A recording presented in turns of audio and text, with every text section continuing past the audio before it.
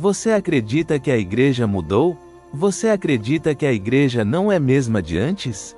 Antes que eu me refiro à igreja primitiva. A igreja primitiva é muito valorizada e aclamada pelos cristãos antigamente, por ser um ótimo exemplo de união e força coletiva. Porém, muitos cristãos se queixam de que a igreja atual não se comporta dessa mesma forma, então se irão ou se lamentam. Podemos ver no livro de Atos, muitos exemplos e narrações de como a igreja se movia naquela época. Segundo a palavra, a igreja se movia como um só corpo, o que é o certo, já que a igreja é o corpo de Cristo. Podemos ver no livro de Atos, que a igreja tinha uma só finança e dividiam tanto o pão quanto as roupas. A igreja primitiva iniciou-se no período depois de Cristo, e terminou por volta de 325 depois de Cristo, portanto, aproximadamente 3 séculos, entrando no século IV. Segundo o que é narrado nos Atos dos Apóstolos, poucos anos depois da morte de Jesus, o grupo de seus seguidores recompôs-se em Jerusalém sob a orientação dos 12 apóstolos, somente após o discurso de Pedro, narrado por Lucas no capítulo 2 de Atos, cerca de 3.000 pessoas passaram a integrar a comunidade dos primeiros cristãos.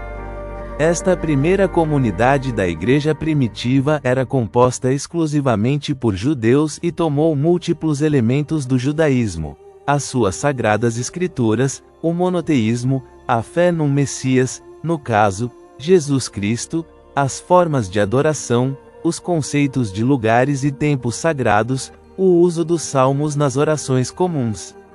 Os primeiros fiéis reuniam-se coletivamente para rezar e celebrar 2 ritos, nomeadamente o batismo e a bênção do pão. Atualmente muitos cristãos se queixam do comportamento que se vê em muitas igrejas e lideranças atualmente, quais diferem os da igreja primitiva.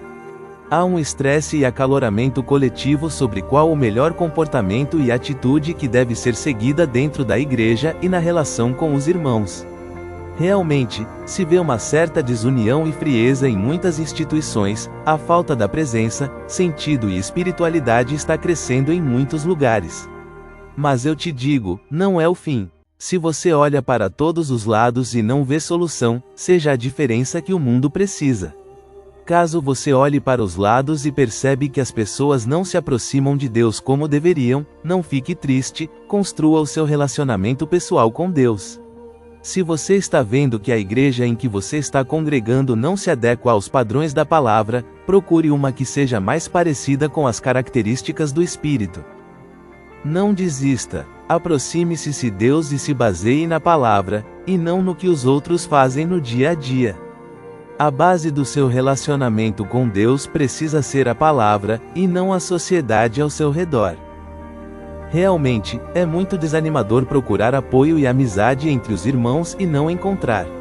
Isso pode se tratar de vários aspectos, como uma péssima liderança, péssimos hábitos entre os irmãos que não são identificados ou exortados, entre outros.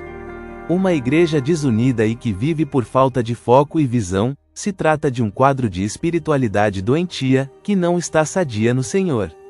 Acredite, ainda existem igrejas e pessoas que podem ser como luz em nossas vidas, porém é importante que você também seja. Não guarde mágoa em seu coração e peça a ajuda do Espírito Santo para lhe sustentar e lhe mostrar caminhos que são mais parecidos ou literalmente construídos nele.